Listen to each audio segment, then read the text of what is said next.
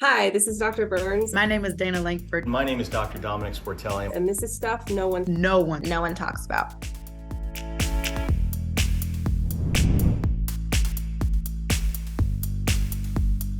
There are ways that you can find a respectful place to disagree, and not abandon yourself and your values, but also not blow up into some SNL skit what your holidays are going to be like. I guess I was just full of Christmas cheer. I don't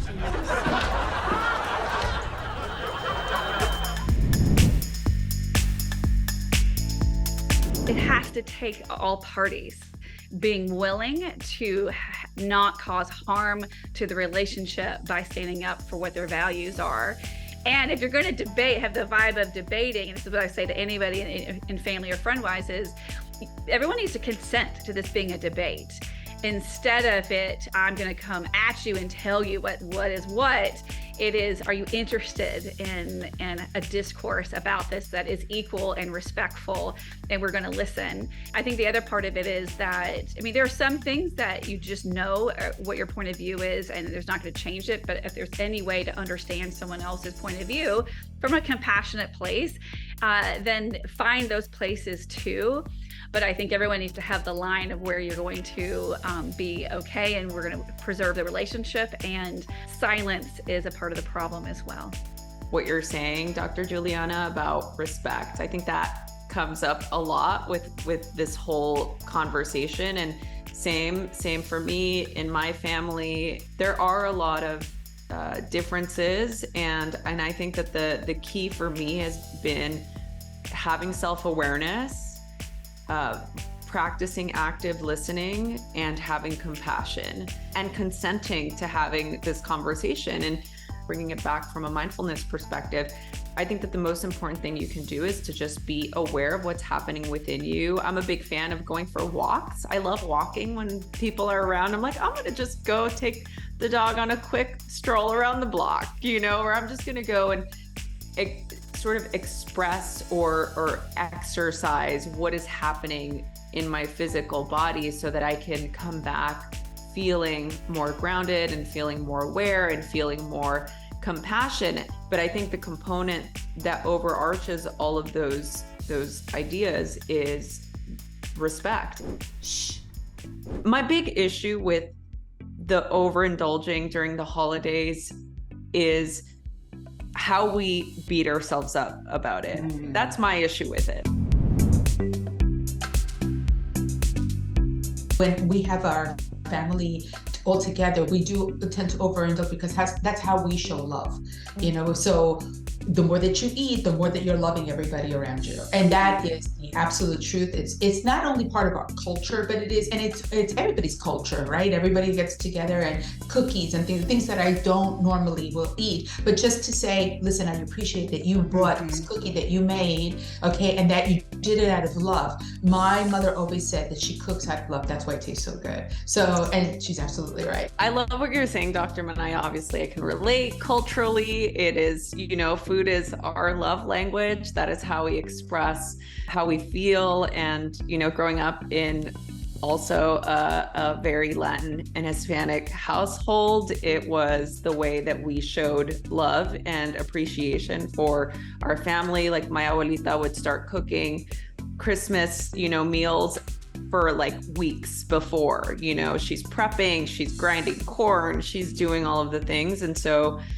once you get to that point, if you're not eating all of that food, it's a sign of disrespect. For me, especially being a mindfulness teacher, my biggest, advice is always do what you're gonna do, but do it mindfully. Be fully present, engage all of your senses, be okay with it. Don't beat yourself up. And I think that's my biggest issue with this season. When people overindulge, we get so hard on ourselves. And if I'm okay with overindulging, I'm going to be okay with it. I'm not going to beat myself up over it. I think it's all context too. Like what's overindulging to me, maybe not be overindulging to you. And so we have to know what we're talking about when we mean overindulging. And I agree with what you're saying about it's a lot about intention and purpose. And if you're going into it with agency, we're doing it when you know, in a way, like you know what you're doing, and you're choosing this consequence to it, or you're choosing to engage in this, then that I think makes a difference. Thanksgiving has become a pretty hard holiday for me. And the last few Thanksgivings, it felt really hard to fix the traditional meal for just myself, for the kids. And so this year I was like, saying to myself, we are going to go do something different, and I'm going to take control of this, and we're not going to, and I talked to my kids and they were like, we don't care about the traditional, we're going to go on a trip. So I planned a trip for us, and I just finished it yesterday, and I think I overindulged. I'm taking the kids to Vegas. If that doesn't, best example of overindulgence, now I'm getting all red. I'm like, well, that's what I'm doing. But I did it with purpose, and it feels really good to have actively made that decision. Coming into the holidays, this is a time where many of us tend to spend maybe more than we do at any other point of the year. Finances can be tough and can be a sort of a touchy subject and a little bit of a sticky issue. I think it's important to talk about how it relates to our mental health, because we're talking about this because it affects our health and can affect our well-being. So maybe I'll start with you, Dr. Betsy, since you're our mental health professional. Any opening thoughts about this? Yeah, I think that the pandemic, again, it forced us to be very creative. Unfortunately, a lot of people lost jobs, and finances became a really big stressor. But what I also saw is people just learning how to make it work.